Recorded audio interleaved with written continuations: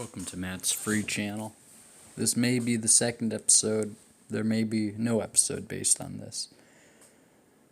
But I thought that, especially with this seeming narrative of YouTubers quitting recently, which it's a little bizarre when you sort of see a narrative like that. Then when you see people talking about things in such a story oriented way, then it often feels like, to the more discerning eye, it often might feel like something that's kind of artificial. And discerning eye, I mean just somebody who's looked into a lot of cases where it seems that things are either partially biased or even ranging to completely untrue. Like, from the sense of bias just to the sense of falsity itself.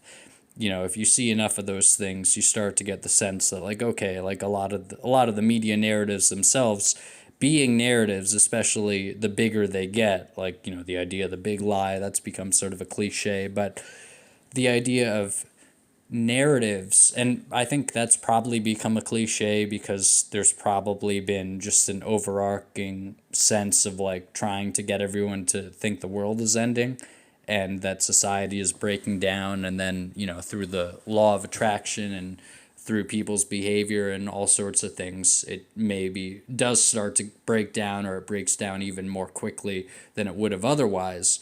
But so it seems like that's sort of a narrative in our society.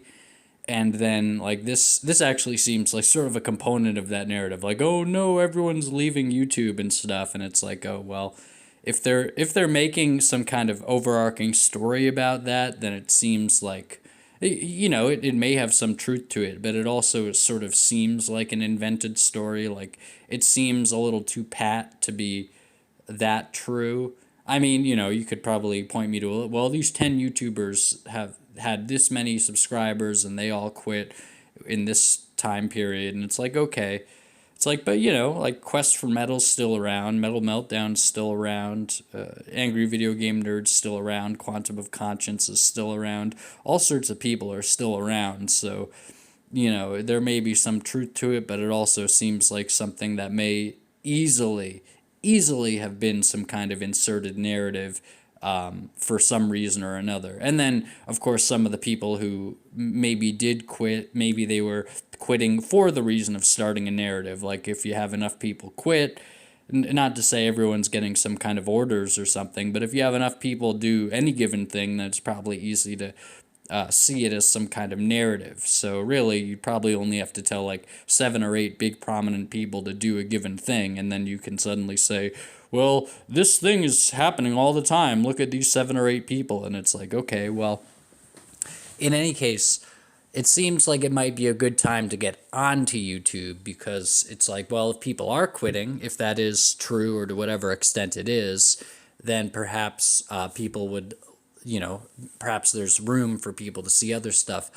2 things about that. One, I don't want to keep people on YouTube for longer than they might be otherwise.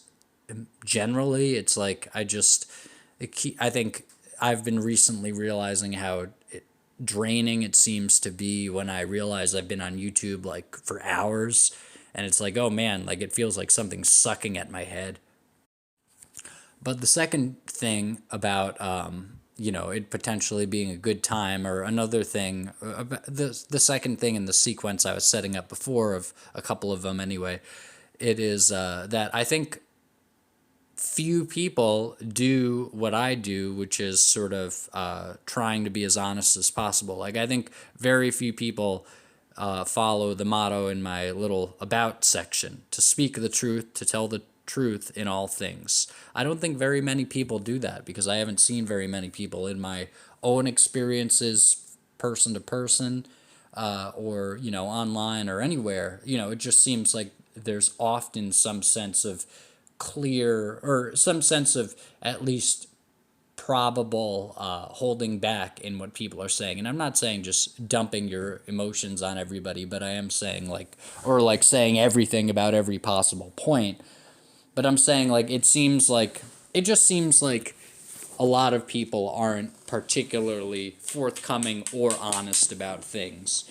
And often I'll watch a video and, in some way or another, it's like someone will say something that's just like not that true, or it doesn't line up with something else they said, or, yeah, and it doesn't seem like they even necessarily think it's true, or maybe they do think it's true, but they are just sort of adopting a perspective that seems to not be true in general, like the perspective that certain predilections for certain erotic behavior are just as natural as other ones. It's like, no, the process of sexuality is for reproduction. If it's not reproductive, it's not natural sexuality.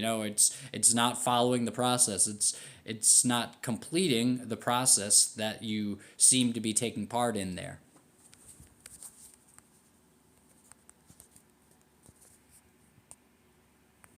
And that's one of the many, many things. I've been fortunate enough to follow some good paths of looking things up, but that's one of the many, many things that in a relatively short period of time I've come to realize are just like indications that somebody is not particularly well grounded in what they're saying, or even perhaps what they sign on to in terms of things that they supposedly believe.